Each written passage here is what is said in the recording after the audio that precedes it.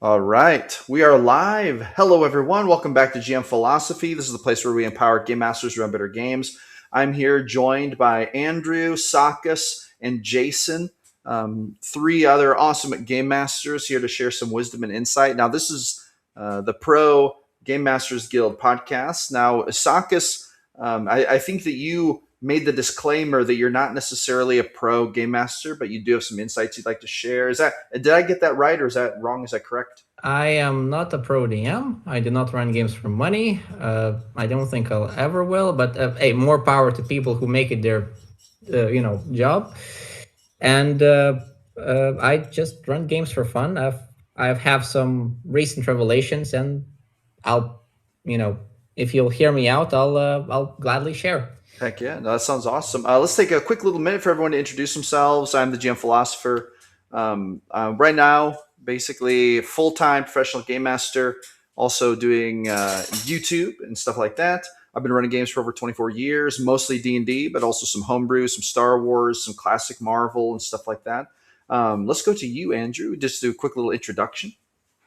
Yep, I'm Andrew. I'm with T-Dog. We have a channel on YouTube where we do DC-20 actual play as well as D&D actual play.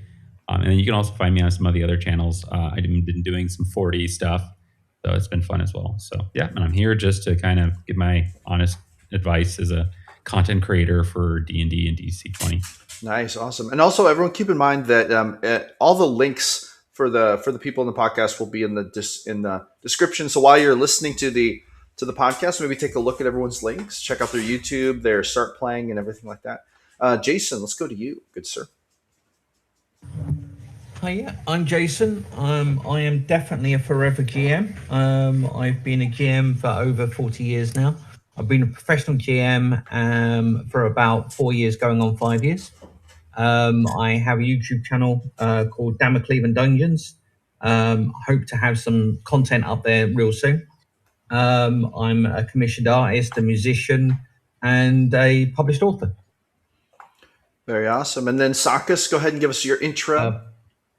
I'm just a simple dude. I just run games online for strangers and sometimes friends. I DM of D&D for 3 years and counting. Ran a lot of one shots, 4 campaigns, and now I'm learning Daggerheart. I've quit D&D. I can comment on that later. And I'm 5 sessions deep, verging on 6th. So that's where I'm at. Heck yeah, awesome. Okay, so I'd like you to start us off, Sakis. You said you had some insights you'd like to share. I'd say go for it. Let's dive right in. Okay. Consequences and moral choices is what my new world about. A little context. All of my one shots are taking place in the same world, which I have been world building for over half a year now. It's called Shadowmere, and it's. I wanted I don't know why. I just wanted maybe a bit of a merciless, unfair world where stuff is unfair. Every choice has to cost something. And I've been trying to figure out also Daggerheart's structure because it's very different from D&D. I've figured out, I again, not a 40-year experience, 20-year experience guy, but I'd say I'd figure it out D&D to a formula, in a sense that the way I see D&D, A to B is a road. On that road, there are obstacles. There's 3 kind of obstacles. By the way, not too dissimilar to your philosophy, which I find pretty good, Mr. Philosopher. But mine are simple role play, puzzle, and a combat. And you can start off in any order. You can start off with combat, move into a puzzle, and with roleplay, start with roleplay, into a puzzle, into a combat, puzzle, combat, roleplay. It doesn't matter. From A to B, you put players through these obstacles, and yes, it is somewhat linear, but I wouldn't say it's railroad because the players' choices are always theirs.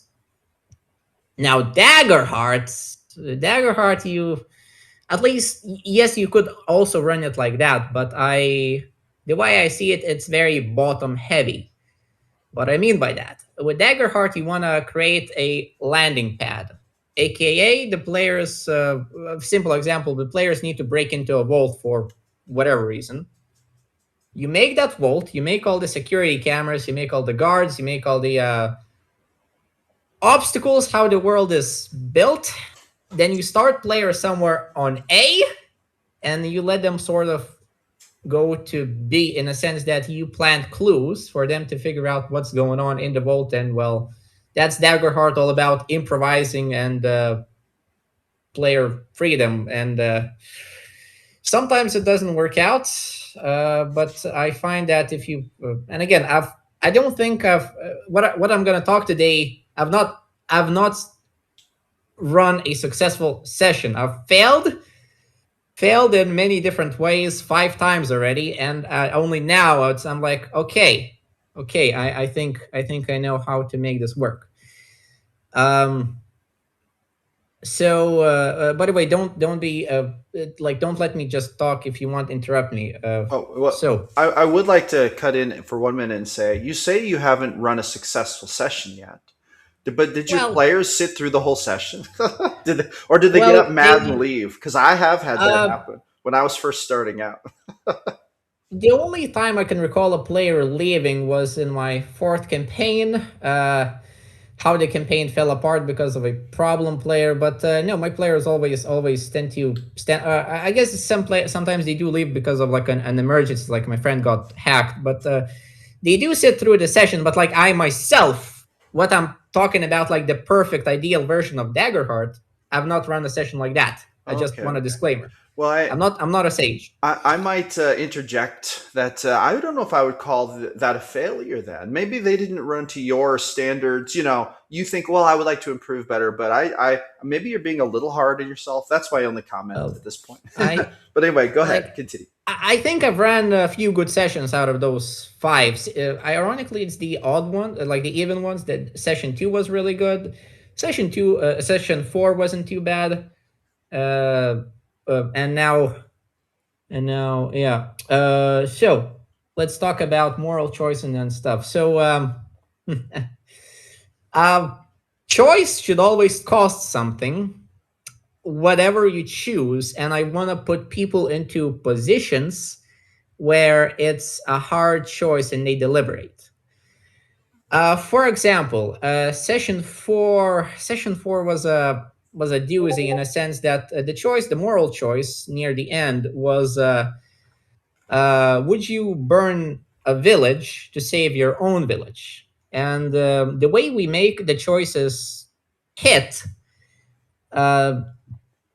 is by building connections. And like the first 2 hours were just building connections with the NPCs and building up this village. And the village was attacked by some kind of hive mind moss, and that's where I was leading narratively.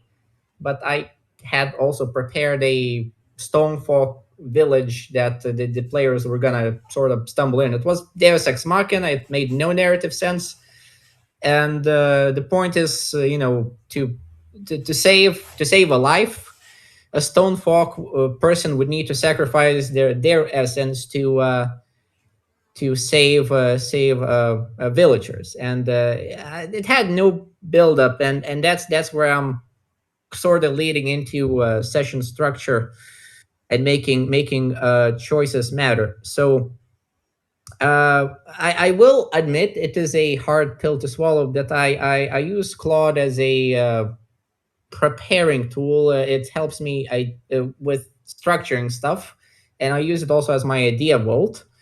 I will say that trying to use it in session, Claude is not very creative. I just find its ideas so bad that I often just come up with something better myself. But as a sparring partner, it's actually fairly good.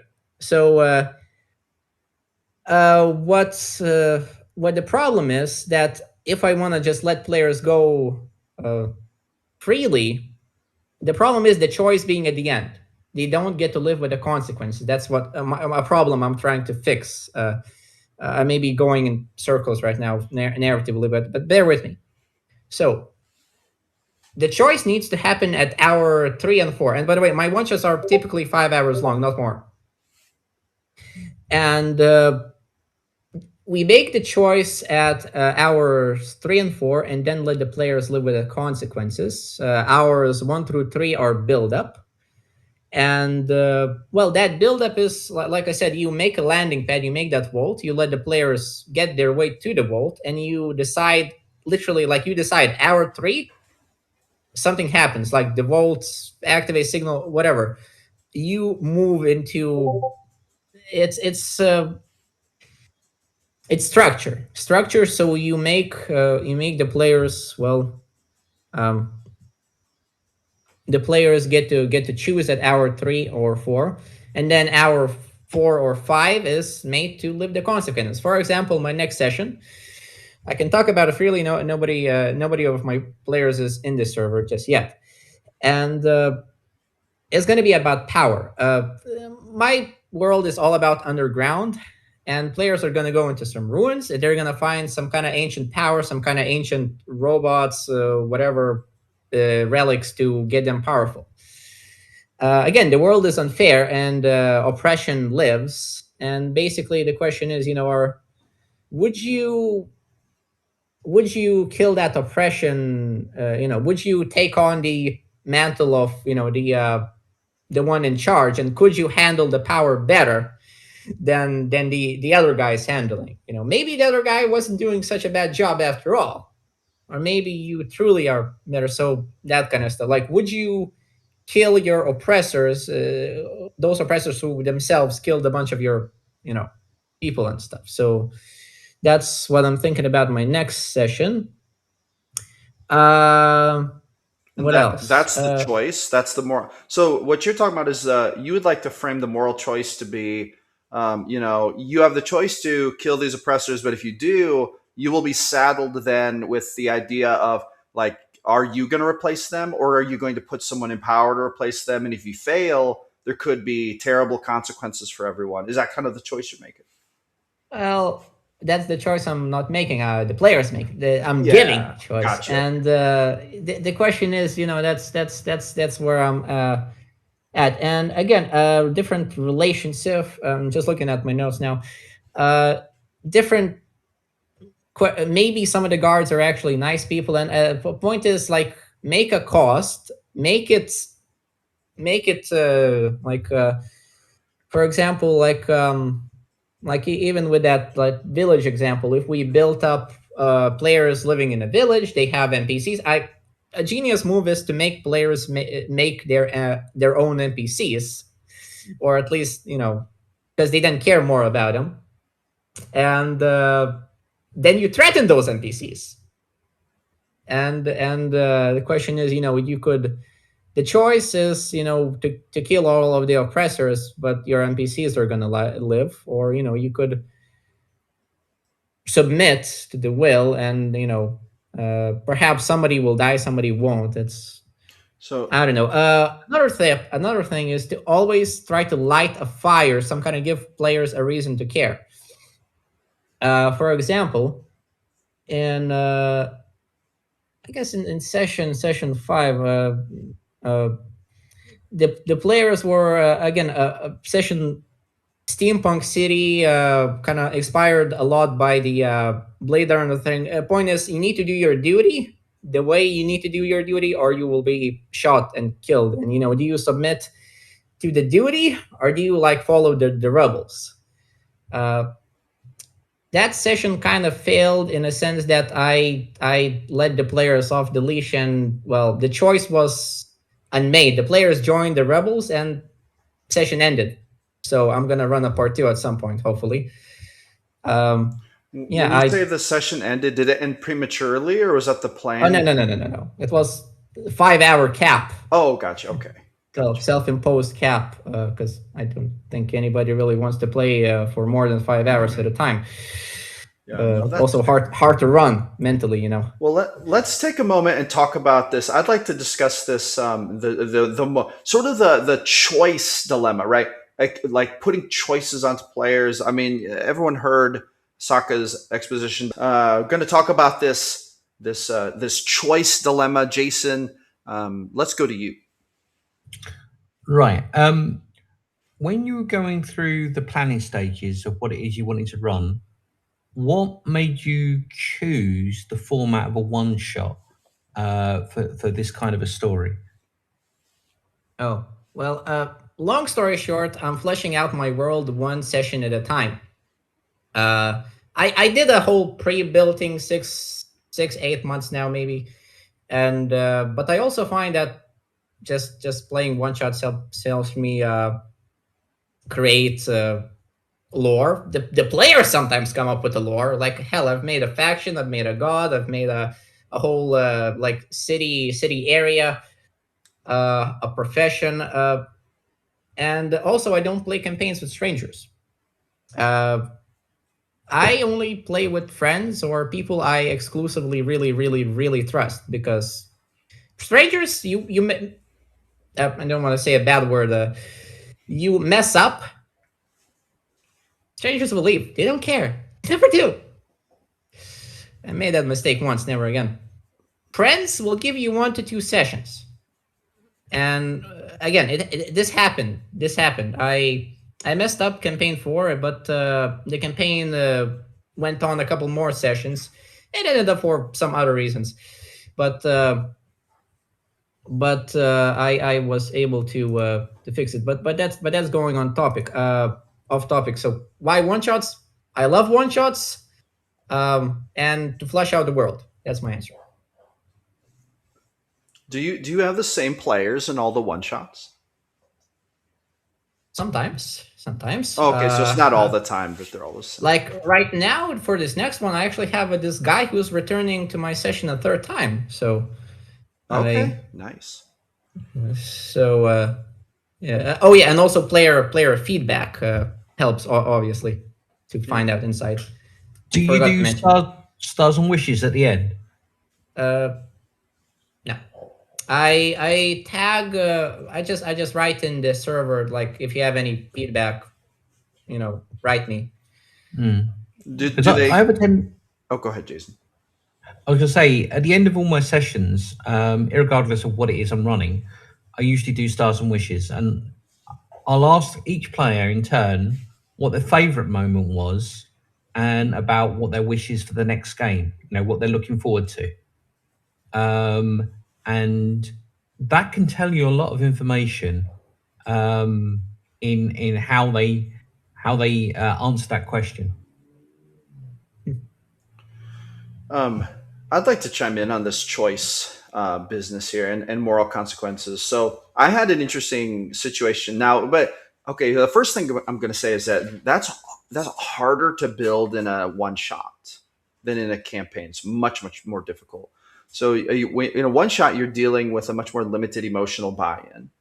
There's going to be a lot more limited emotional investment, but it can be done. But you have to really make it a point to build that emotional investment. So, like, for example, when you describe, okay, there's a hold or a village or a township, and there's this oppressive lord, and then they have a choice to make. Either they can take the lord out, but then what's going to happen? I would almost, so if I were setting that one shot up and I wanted to characterize that choice, here's what I would do. What I would do is I would schedule the first 20 minutes of that session as them arriving in the hold, and I would introduce them to like 6 different NPCs, and I would try to emotionally hook them with all the NPCs. Like, the innocent little children. There's the milkmaid who is afraid for her future. There's the guy who's a farmer and he's been farming his whole life, but he is struggling under the tax burden, and the guy who lost an arm fighting for the Lord in a previous war, so I would try to hook them emotionally. And then early on, I would present that choice. So like maybe by the 30-minute mark, I'd present that choice, and that would be where it would kick off. Right. So it's like, now it's like, maybe they were sent here, and I was set up this way. They were sent here because they were put in contact with a faction who was trying to oust the Lord, and that's like, so that's not debatable. That's the campaign, or that's the one shot premise. But now whether or not they act on it is up to them, right? So they go there to meet with him. They meet in the back of a tavern, and these grisly rebels are like, we're making a play literally today to oust the Lord. Are you going to help us? Here's our pitch. He's been oppressing us. He's been taxing us. He abuses our townsfolk. They have no rights. He's a monster. We want to take him out, right? And then it's like, now if they don't do any research, maybe what they will come to find out is he an abusive tyrant? Yes. But maybe is also a dragon or some monsters who, when he gets taken out, like they'll come to realize that the Lord was actually keeping this monster in check. So now they have to deal with it. So it's like, are they going to, and maybe you could even be a little cheeky and have the rebels bail after it. They're like, oh, we didn't know about this. And then they leave the player characters with this choice, like they could run, or they could try to save the village with the monster, right? And then maybe, so I would maybe schedule 2 hours to deal with the monster. Well, I would schedule maybe an hour to deal with the Lord, a short but intense combat or negotiation or something. And then I would schedule maybe an hour to deal with the monster, so a short, intense combat. And then schedule like an hour to just deal with literally the fallout, like explaining the rubble of the walls collapsed onto people. There's like wounded. It's like a war zone. Are you going to, what are you going to do now? Like, what are you going to do? And then people and then I'll have the NPCs come up to them and be like, well, who's going to lead us? We have no Lord. Like, who's going to do this? Right. So that's how, so I would right away, when we're talking about a one shot, that's how I would structure it for that choice. That's just my feedback. Actually, kind of a cool concept. Very cool concept. If I may comment a little bit. Yeah.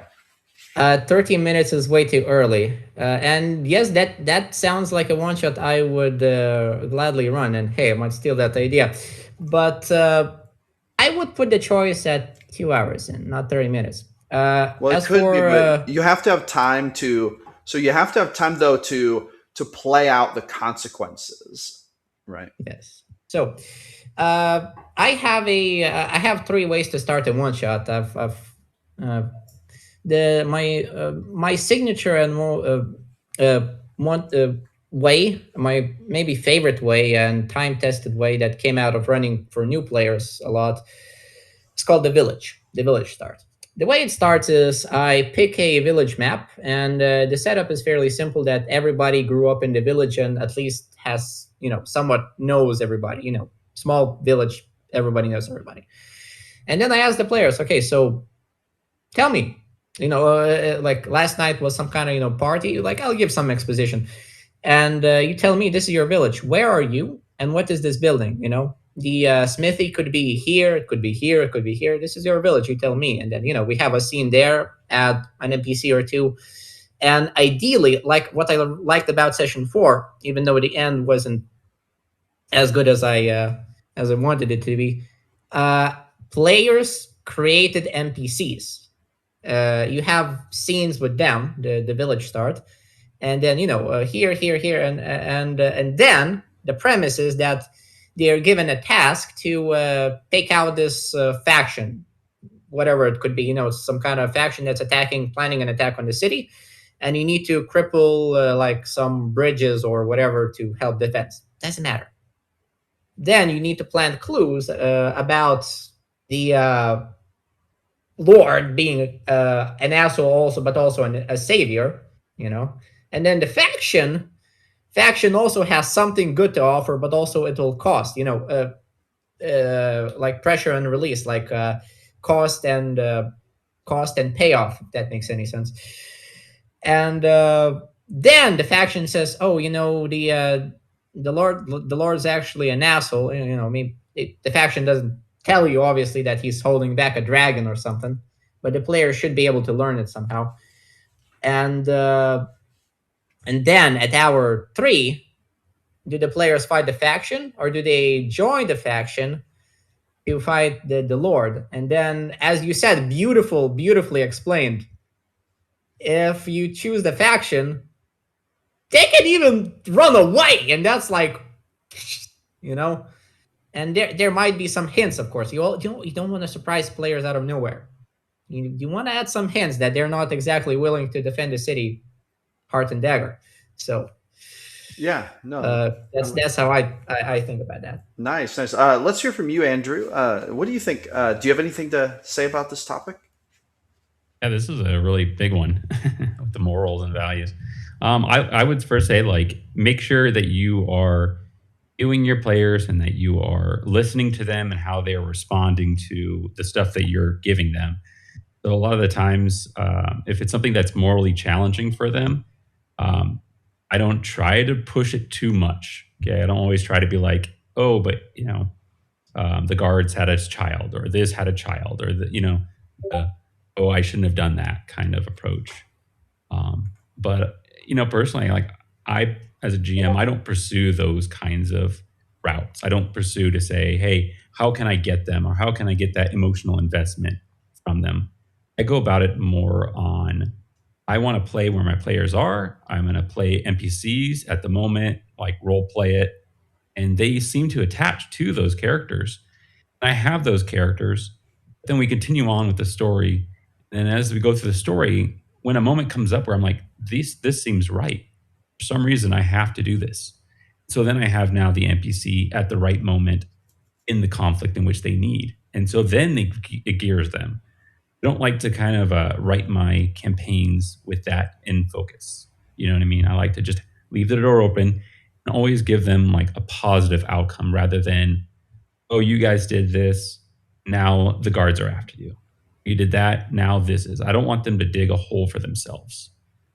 I'd rather them enjoy the world that they're in and not feel like they're always either running away or trying to fix the problems that they've already started. That's very interesting because in my games, I feel like players are always, no matter what choice they make, they always dig a hole.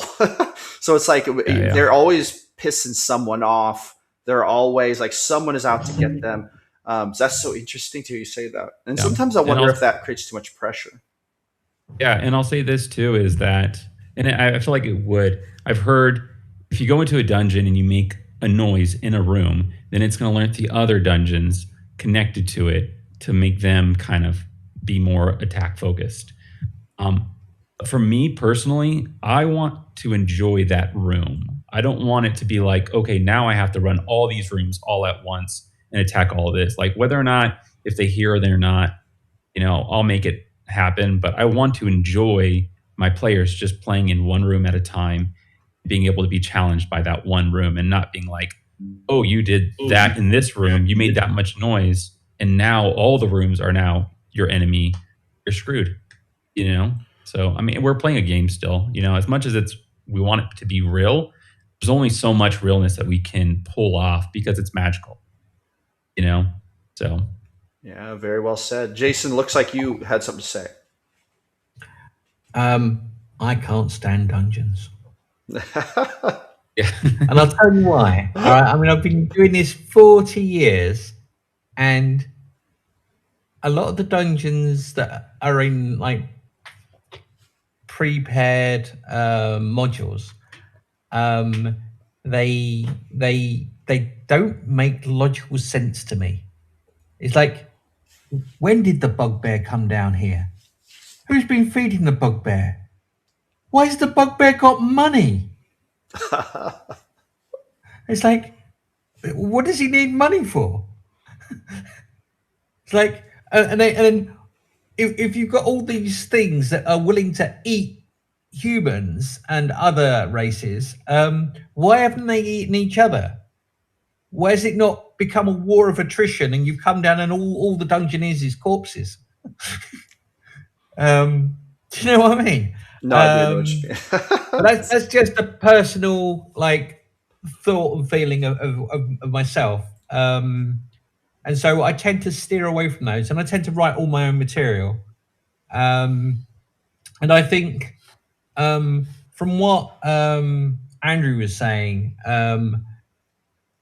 people need to get invested in characters and like they need to know, learn, and understand what all these other people want and desire. What motivates them, and when they understand where the NPCs are going and what they're trying to achieve, you can then sort of illustrate what's the cross purposes and where the points of conflict are. And that's where you could draw out the story. That's where the interesting points are, where things meet. All right, now I kind of want to circle back around here too. So the moral elements of this. Now, I heard Sakas talking about, in a one shot, using the moral choice as a lever for the story, so to speak. Kind of the main point of conflict.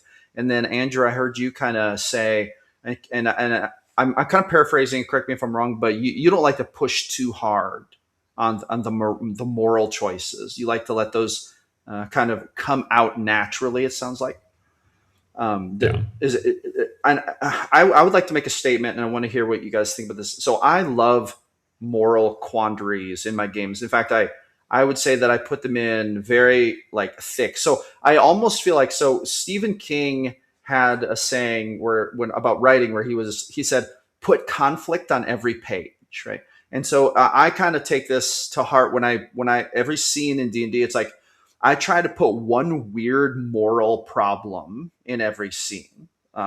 So that could be like, for example, there was one time when my group went to an island where there was this kind of like, it was a tropical island, a small island, and they had a god, but it was like a dual-faced male female god of like love and fertility. And then there was a dark being who had bargained with this god and kind of was it was almost like a dualist religion. So there was kind of like the benevolent, loving, divine god, and then there was this dark creature god who embodied the other aspects of like, so instead of love, fertility, desire, it was like possession, jealousy, so these things, right? So there's this duality. And one of the big problems on this island was they had this religiously mandated plural marriage thing going on, but they were also buying slaves off slave ships to bring in to be wives, because their population, they were kind of also having a population crisis, which was on a side note. But so like automatically this put in, like when the players found this out, they were like, oh my God, like we just stopped here for supplies and we found out about this wild stuff. And this got them really involved. Like they actually ended up fighting and defeating the dark being. And then, that led to a lot of different things, and they ended the cycle kind of, but that's just one example of like how, like they were literally stopping this island for supplies, and I just threw that in there. It's like they didn't have to pursue it, but I love throwing these complex moral arcs in there that I think are gonna bite. Like I try to think, okay, what are they gonna not be able to ignore? What's going to be a challenge for them to ignore? And I'll like throw it in there and make it edgy enough that it's like, oh my God, right? But then again, I'm running more grim dark, right? So like my campaigns are very dark. So I like to do that. The counterpoint to that, I think, is that too much? Is that too serious? Is that putting too much pressure on players? I'd be interested to hear what you guys think about that. A moral choice is only a moral choice if, there's no third option. There's no, they both live. Somebody has to die for it to be a choice. There's always the choice to walk away and turn your gaze too, right? You could always just say, I'm not dealing with this. I'm not going to pay attention to this. Then they both die. Well, maybe, or the cycle just continues and you get your supplies and you leave. It's like, Jason, it looks like you have a thought. Yeah, I'm of the school of thought of Tyrion Lannister. What about option 3? If you're presented with 2 problems and you don't like either of them, create a third option. I agree. Do you think that so the question is, do players feel like they can do that, right? And in your experience, do players usually do that? I think so long as you give players agency and you kind of talk with them about what they feel they can do and can't do, often I'll pause things if things are getting muddy and grey and say, look, okay, this is how you could perceive it. These are what's been presented. You could come at it from various angles, and you can usually gauge by the way that conversation goes whether or not they're invested in what you're presenting. And like Andrew said, if they're not invested, then you pay attention to something else, because otherwise, proverbially, you're flogging a dead horse. You've got to go where their interests are. I agree. I super agree. Yeah. I'd like to just say too that like for myself in my game, I can tell that my players, they want to be able to narrate with the enemy that is maybe somewhat hostile, somewhat not hostile. And so I see that and I want to reward that. I want them to succeed in how they want to succeed. So I try to encourage it, or I try to say, hey, like, so for instance, the narrative, it's also a combat against a beast that somewhat doesn't have the full intelligence. So one player is trying to talk and I say, hey, I'm not going to rule this out. I want you to be able to succeed at this, but it's still going to be a bit of a challenge. It's still going to be a challenge. You're still going to fight. You can have those checks every round to try to slow him down.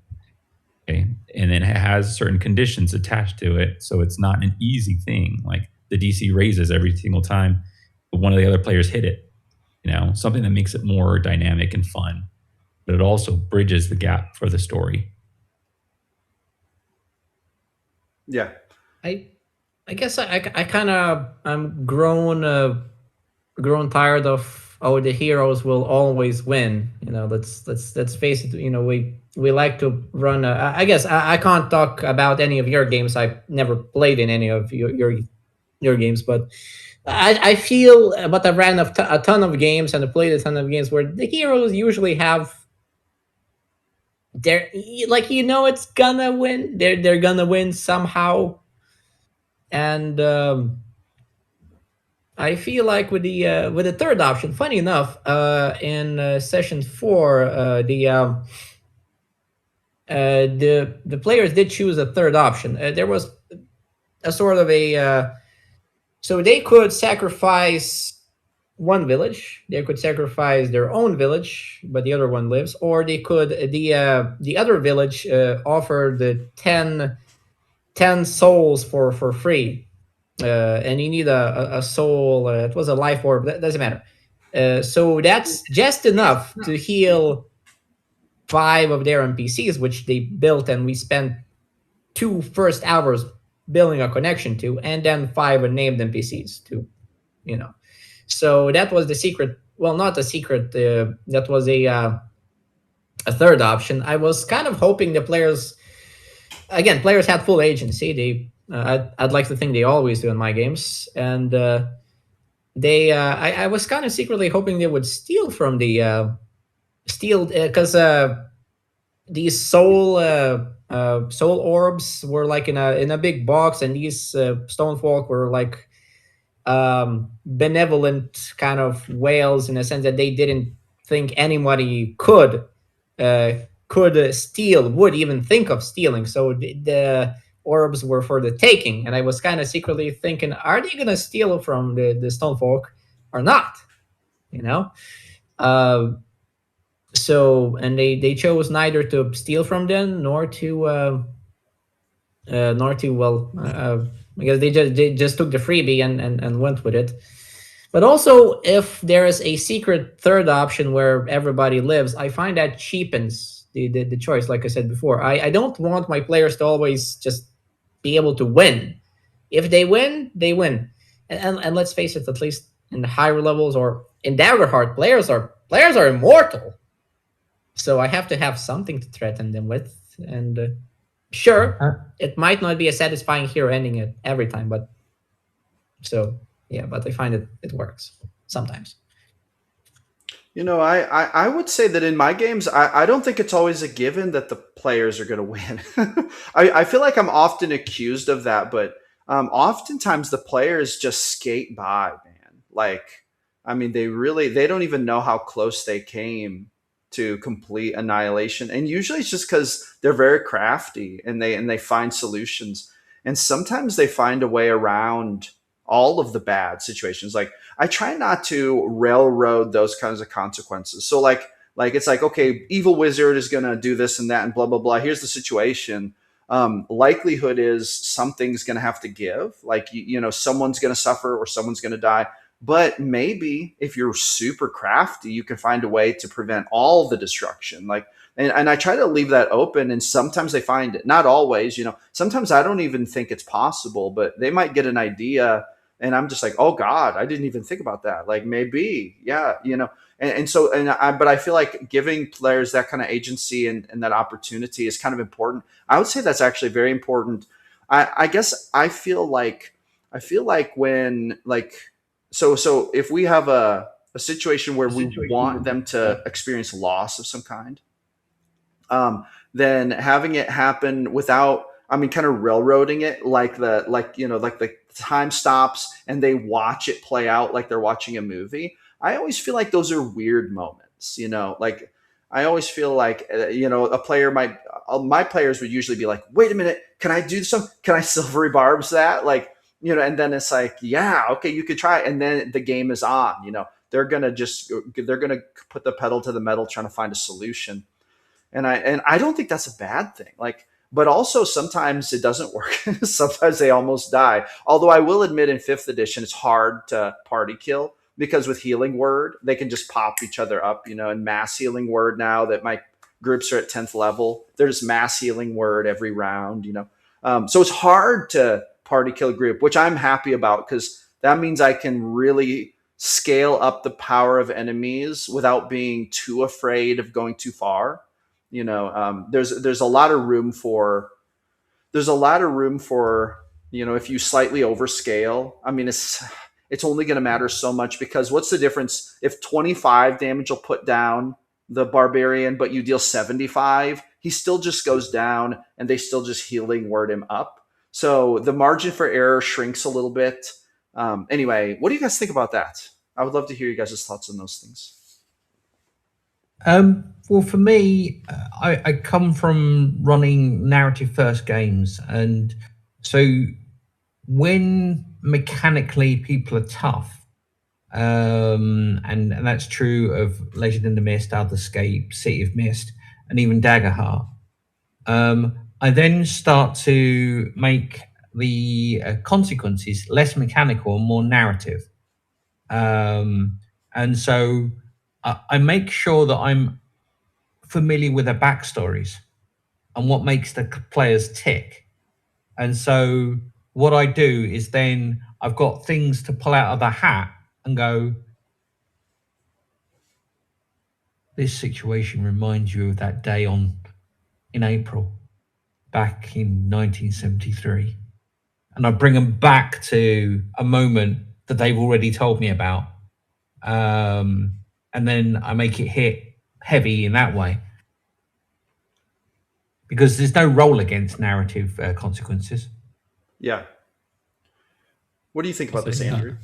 Yeah, I'll say if you're doing one shots, I would highly recommend like communicating with your players maybe beforehand. It's like, hey, are you guys all right with me pushing you guys to a point of killing?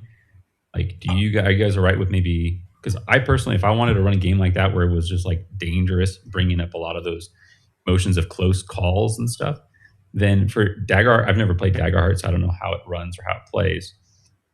But just cutting the health in half and then just warning the players ahead of time, like, hey, this is going to be a very deadly one. There could be people that are dying, players that are dying. Are you guys prepared or willing to play that kind of game? Because that's kind of the game I want to run. But if that's not, then I totally understand. We can run a long campaign. But for one shots, I've played one shots and it's just instant death. And I've enjoyed it a lot. But it was because we had like 3 health. It was no joke.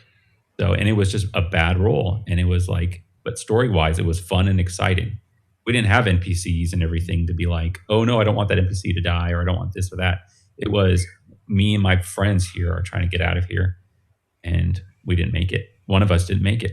Another one didn't make it either. So, yeah. Like, do it that way. You were saying? I was going to say, in the one shot that I ran that Josh was in, there were some close calls there, wasn't there? Oh yeah, for sure. Yeah, I mean, and so I think in a good game, I kind of feel like the players should be afraid that they're gonna possibly meet with mortal consequences. However, I do think that I feel like in my games, even though I would, I call my games grimdark. I've been accused of them being just slightly dark high fantasy, not as dark as they're made out to be by some players who really like grimdark, but like I would say that maybe even still, I think a bit of plot armor is appropriate for a main character. At least a little bit. At least give them a bit the benefit of fortune and doubt and destiny. Maybe they will experience some close calls that might have done in a less significant or a less exceptional character. I do think that when I run games, when I'm playing D&D, especially in my world of Regenesis and my fantasy world, I do treat player characters as very significant, and they quickly become more significant as they level up. Especially like right now, like at level 10, and across all my campaigns, they're roughly level 10.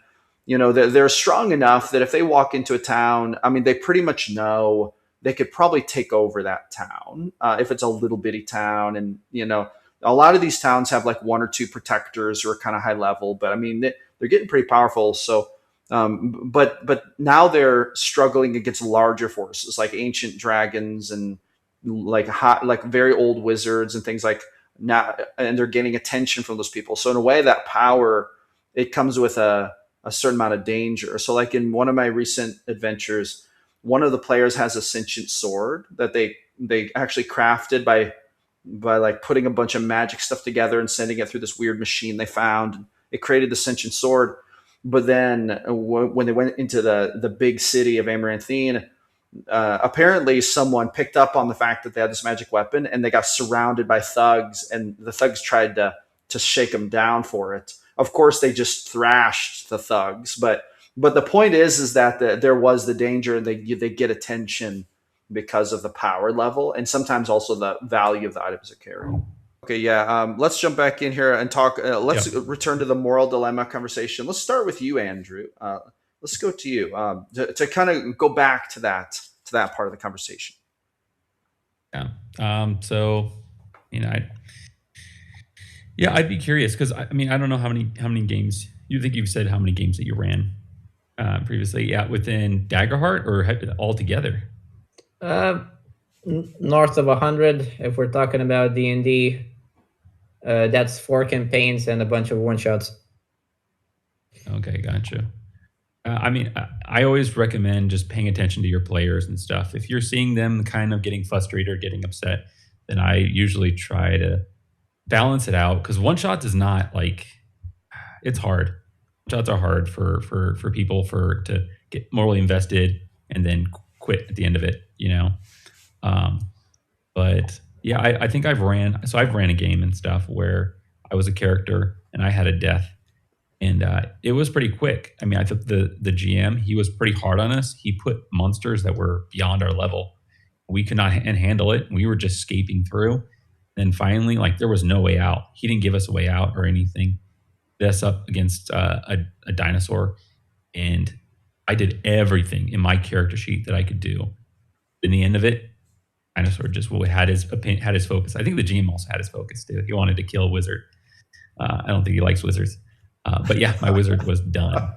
And it wasn't like really my choice. I was kind of like, well, it was the GM's responsibility to level up those monsters to our abilities, not just be like, yeah, you're going to go into my dungeon, and then at the end of it, you're going to die, probably, because look at the levels of these compared to your little level. So I liked it because it was a challenge, and it put me it put a fear level. But I came off of it with it uncomfortable, as well as a distaste to him, as well as to the game. It was like, that wasn't really, so I recommend just being mindful of your players and stuff. And then that, yeah. How about you, Jason? On this moral dilemma question and such, where are you landing on? What are your thoughts about this? I like to challenge players, but I do it from a point of learning who they are as people. And so I try and make the challenges I present them proportionate to how I think they might respond. And so during the length of a campaign, I then sort of learn more about them, and so therefore I can tailor how I approach the subject. Um, I tend not to try and come on too heavy at the beginning, but as it ramps up and it starts getting some legs, I then start to apply the pressure and to make things interesting.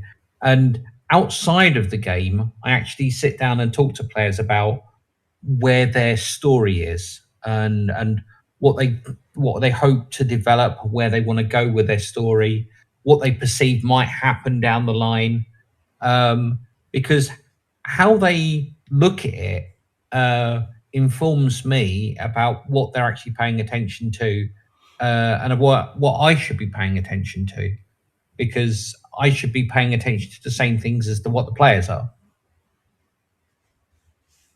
Yeah, no, that makes sense. And I'll just tack on to that real quick is when I started as a GM, I didn't notice, but I wasn't a good GM. And I'm pretty sure a lot of these other guys would say the same thing. Like I when I started out, I was doing a lot of things that I was like, yeah, that's so good. That's a good idea. Then after years of DMing and then also watching myself or listening to myself or hearing my players' opinions, then I started to realize, wow, like I only see this much. You know what I mean? The players, yeah, of course they're not going to tell you if you kind of say, hey, what am I doing? But if you build that relationship with them, then I personally have seen them open up and say, yeah, this is this. So. Yeah, no, building relationship and trust is very important. What do you think, Sakas? Where are you landing on the moral dilemma side of things? Yeah, I guess one thing, again, to repeat what I'm gonna try to do in my session, as a moral choice, you should let the players live out the good and the bad. One of the recent feedbacks/critiques that I've received is that my games lack hope, and my games lack what I realized. My games lack that palpable consequence. Like the players make the choice, but the consequences seem to happen in the 10-minute narrated epilogue, which is hence hour 3. Make the choice at hour 3. Let the players live with the good, saving the princess, and also the bad, with like a squad of mercenary soldiers now being mad at you and hunting you for life. So, by the way, I do like what Jason said. I kind of just gained a bit of insight just now. With the village falling sick, basically a pandemic, and there's no cure. There's no cure for the disease. I could have not to play out in like a cinematic, like, oh, the whole village dies over 2 days. No, I could have, if I made that happen in like hour 4, the next hour could have been, so what do you guys do to perhaps prevent more people from getting infected? And, how do you minimize the damage?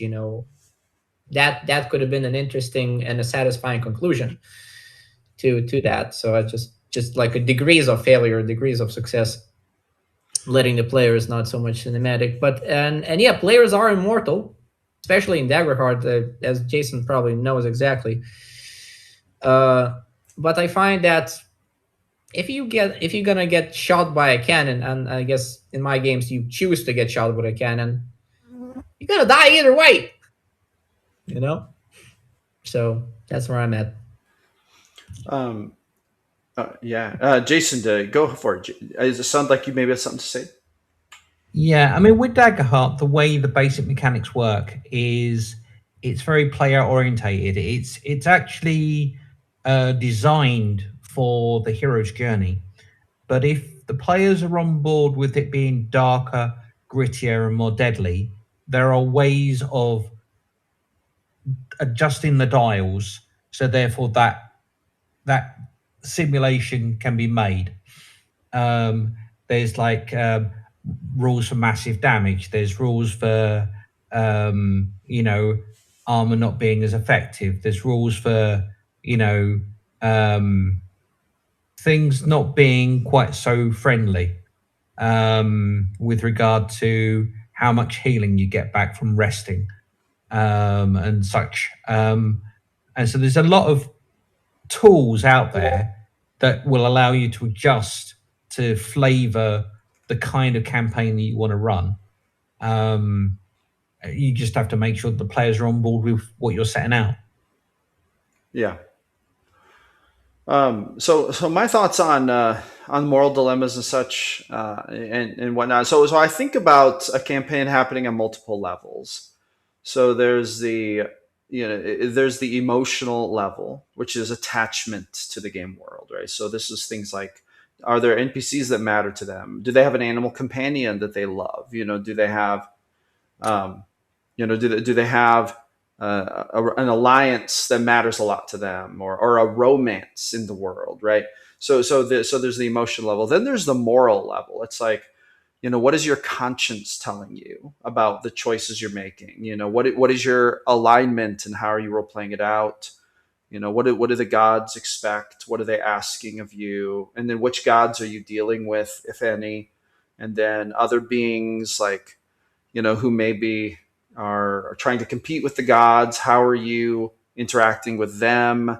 Are you blatantly disrespecting the rule of good, or are you blatantly, carrying forth the mantle of lawful goodness and thus, becoming a target for evil forces? So there's this, in my games, there's a lot of moral conflict that goes on with the religion stuff. And even if it's not just the gods, like it could be other religious figures. Like in one of my campaigns, the group was mostly evil, and one big boss fight was a lawful good paladin with a group of paladins who finally tracked them down and attacked them. So it's like, that was a fun thing. But like, so there's that, and then there's the functional level, which is kind of the level where can you actually win this combat? Do you have enough money to buy your scrolls you need? How are you going to travel to that cave? Are you going to sail around the coast? Are you going to pay a wizard to teleport you? Are you going to, ride there on horseback? If so, are you going to secure mounts? And then, how's that journey going to go? So I try to break this up into these different categories and try to service all these categories in a meaningful way. But then, I actually made a post earlier this week where I said every reveal should have a job. And to go a little deeper, it's like everything that happens should have a purpose or a reason. So the idea is not to just try to do all this stuff willy-nilly just for randomness sake, but to give it a significance in the player's story, because that's actually what's going on. Is we're writing the story together of these main characters who are the player characters. So what is important to their story? What's significant? And the best way to determine significance is to figure out just what they care about, or what they just step into, or what becomes very relevant to their journey. So when it comes to moral things, it can really impact all of the different levels. And I think that getting player characters to role play through moral dilemmas and ethical dilemmas can very much enrich the game experience. It could probably make it also more stressful, but it can also give spotlight to deeper character motivations, deeper character psychology, and then it could also give the players a really good opportunity to showcase like exactly who this character is, what they stand for, what their actual alignment is as it plays out in the world. And I think those are very fascinating questions. And those are the kind of things I like to role play out when I'm playing, so I guess it's a little bit of a mirror to me too. So those are some of my thoughts on moral dilemmas. Yeah. Very interesting, because I've never ran a game that had a lot of like evil, player characters. Oh, really? Before I've always been like a hero, so it's kind of a strange. How can I prepare my mind to run a game that is like that? But yeah, and in the same way too, like, so my game I'm running out right now. We've been running it for quite some time now, and it's that continually having the grips on what is our purpose, why are we really even doing this? Why don't we just give this up and move on? And kind of reminding them or giving them reason as to why, you know. So yeah, that's my thoughts. Very nice. Thanks. Yeah, recently I've had the situation where the players have turned around to me and said, "Oh, are we the bad guys?" And I've said, "Yes. This is why they've sent the good guys after you." And they've gone, "Oh." No, that is I love that. that is very fun. I personally, so the thing about evil player characters is I think there's a level of so there are levels of evil, right? There's like, there's like, there's a level of evil that's more opportunistic evil. There's a level of evil that's very like self-serving evil, and then there's like truly diabolical evil for evil's sake. I think that I've never run a campaign where player characters were playing truly just diabolical evil for evil's sake characters. I think that would probably be a difficult story to tell, and generally, so that usually relegates to more like chaotic evil characters, and usually chaotic evil characters just don't live a long time. The truth is, like that is usually a path of destruction. But like I do run occasionally villains who fall into that realm, and it's always very like, I would call it ghoulish, like a ghoulish level of evil. But but there can be really interesting moral questions about, well, if you're playing an opportunistically evil character, it's like, okay, yeah, my character's evil, but like, make a case for my character being evil, right? So it's like, was Robin Hood, like, people would generally consider Robin Hood chaotic good, right? He stole from the rich to give to the poor. He was the friend of the common man. But it's like, or was Robin Hood a little bit lawful evil, right? Because he was kind of a villain in the eyes of some. He was sort of chasing his own code, but he was also performing crimes, right? So I enjoy those conversations. I enjoy conversations where characters are playing, or players who are playing evil characters will justify their beliefs on the basis of like, well, now from this perspective, you may call me evil, but from this perspective, I'm actually good and maybe even better than you, because for whatever reason, right? I love those kind of conversations come up a lot in my games, and I'm always very happy when those come up. And I would say that's a kind of role play that I'm really into. I really love that kind of like those kinds of questions and those kinds of like, I would say, explorations. If I may, about evil, discussed a couple years ago on this very server, and that was a very good answer. What is evil? Evil is selfishness, and my world of Shadowmere, I try to make the evil forces not be neither good nor evil. Like, for example, the first session was about a fountain of power, which it heals you, but if you indulge too much in it, it turns you into a mutant and stuff, and then you kill everybody. My point is that I try to make forces that are nor evil nor good. That being said, an advice I've heard that there should be just bad evil people in your games. Unredeemable evil, because players don't enjoy just everybody's somehow brooding, or everybody has a dead mother or something. Like Frieza from Dragon Ball. He a little, I guess, spoilers, not spoilers. It's been long. He fights, he dies, he revives, he fights, stays a villain the whole time. Doesn't matter what happens. Doesn't matter if he teams up with Goku for a minute. He's still evil in the end. and he does some evil shit later. So Yeah. uh, I there should also be evil stuff. I also think some of the best villains are the villains who are actually 80% right. And it's just that little 20% carried over into extremism makes them evil. Those are some of my favorite villains.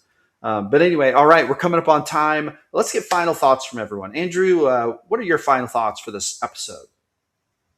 I thought this was a really good one. It's a hard one because it's morals, and it's a big thing to kind of dip into. I mean, I enjoy it whenever my players, like, I see things, and I feel like it's a lot. You have to work with the players. You can't just work with the NPC, with the player character. You got to work with the player, because you can usually gauge it and tell. Like, I ran a game where my player, he had that. I had to push him, and I had to keep pushing him to kill people. And when I forced him to do it, he changed. His personality within his character changed, as well as him person-wise changed. Because I believe that it was because his person himself didn't like killing in general. And so I had seen this as viewing him and analyzing him as a person. And so now, as we kept playing, I kept trying to be more careful, or be more. And then I also talked to him and communicated with him, like, "Hey, how do you feel about all this?" Because I didn't want to really, push him into an uncomfortable position. But I also want to, like, seeing the character and seeing what he built. He built a character that was a pacifist, that we didn't want to hurt and kill people. But I can tell that his character needed that for his story arc or for his story build. So yeah, just kind of like my final thoughts is just communicate with your characters, players, connect with them, and try to be careful and be mindful of what you're doing, because like for myself, when I played a game, I was kind of confused, and then I was upset. So yeah, it's good to kind of gauge them. Well said. Well said. How about you, Jason? Final thoughts for the episode? For me, like Andrew said, as long as you're checking in with players and know where their head's at with regard to the kind of moral dilemmas you're putting in front of them, and obviously having the forethought to have gone through things like lines and veils, if that's the kind of tools you use, kind of informs you of where things can go or shouldn't go. It is a very delicate thing, presenting moral dilemmas, and you just got to be, aware of how people feel about it. But at the same time, you're trying to tell a story. You're trying to push the narration, and invoke brilliant moments where people can shine and be the character they want to be, because, like, it's a very enjoyable process to see people realize their potential, or see them having that epic moment as they deal with something, but getting them there, it is a delicate process, and it should be treated with the deepest of respect, I think. Yeah, I agree. Very well said. How about you, Sakis? Final thoughts? Final thoughts. Well, I've said pretty much everything I had to say about moral choices and session structure of Daggerheart. The carrying the personal parts, I wholeheartedly agree about. Like, my friend is trying to become a teacher, so there's gonna be my game is eventually gonna be a campaign with friends. So I'm gonna put themes about, like, teacher, and like he's also into animals, so animals zoo kind. So yes, people care well, we care what we care about. I wholeheartedly agree with Jason and Andrew. Other than that, I mean, I thank you for listening to my spiel, my little blabber. Heck yeah. Uh, Well, it's great to have you. Go ahead, Adrian. Oh, I thought you had another thing to say. No, you're good. All right. Yeah. Well, with that being said, that's going to be a wrap for this one, everybody. Make sure to join the GM Philosophy Discord. Links in the description. Make sure to check out everyone's links in the description. And make sure that you check back in and to hit that subscribe button as we drop more episodes. And I want to thank everyone for being here. Sakis, Andrew, and Jason, thank you so much for giving your time and sharing your thoughts with the audience. I really appreciate it. No, you're welcome. It was a pleasure. And with that being said, we'll catch you all in the next one.